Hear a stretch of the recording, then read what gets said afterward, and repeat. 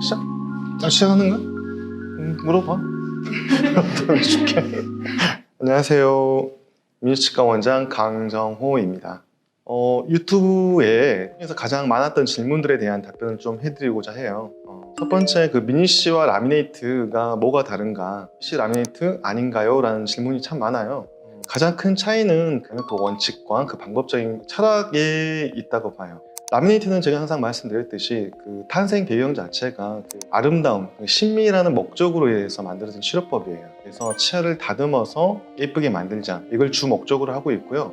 미니씨의 탄생 목적은 어떻게 하면 치아에 손상을 주지 않고 치아를 건강하게 만들자, 이런 목적으로 탄생된 게 미니씨고요. 아름답게 치료를 할 수밖에 없어요. 그래서 부가적으로 달성된 게 바로 신미적인 부분이에요.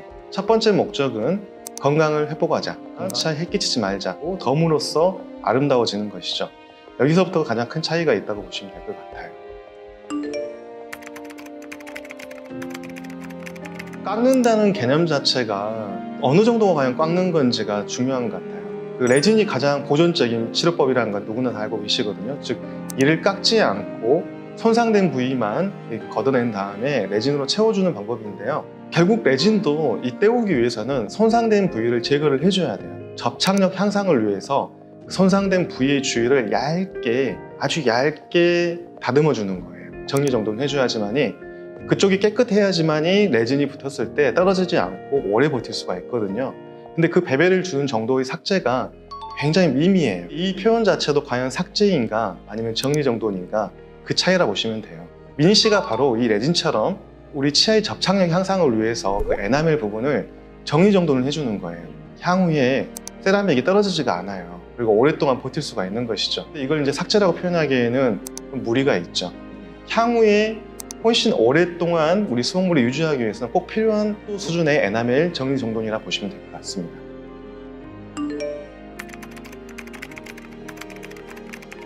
미니씨는 사용하는 재료라든지 또 만드는 장비라든지 만드는 테크닉이라든지 여러 가지 기술적 부분이 굉장히 결합되어 있어요.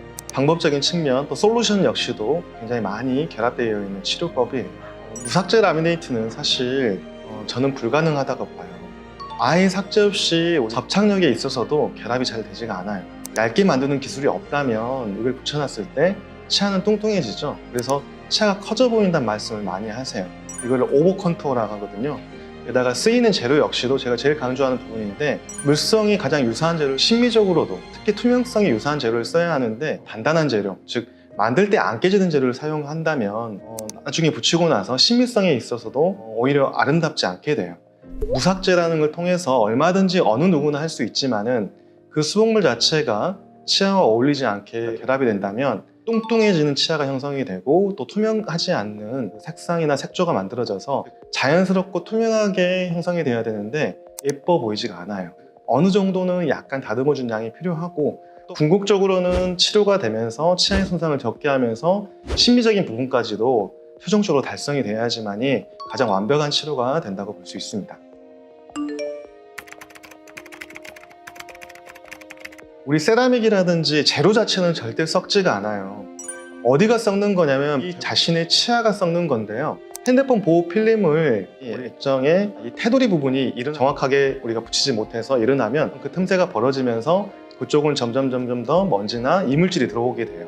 마찬가지로 세라믹 자체가 썩는 게 아니고 이 세라믹과 치아가 만나는 그 경계 부위가, 그 사이로 음식물 찌꺼기라든지 이물질, 또 세균들이 들어와서 빠져나가지 못하고 거기서 번식을 하면서 그 하방에 있는 치아를 썩게 만드는 거예요. 미니씨를 정밀하게 만들어서 치아와 틈새가 없이 정밀성과 그 마무리 변형을 어떻게 폐쇄시키냐가 치아가 썩냐 안 썩냐, 나중에 탈이 나냐 안 나냐, 그 차이가 이루어진다 보시면 돼요. 그런데 이런 차이는 바로 단기간에 발생하는 게 아니라 1년, 2년 그 이상의 시간이 걸리면서 그 틈새가 점점 벌어지는 것이거든요.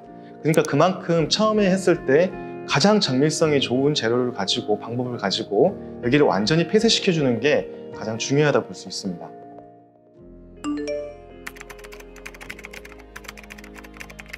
이 역시도 똑같은 말인데요. 변연봉쇄라고 하거든요.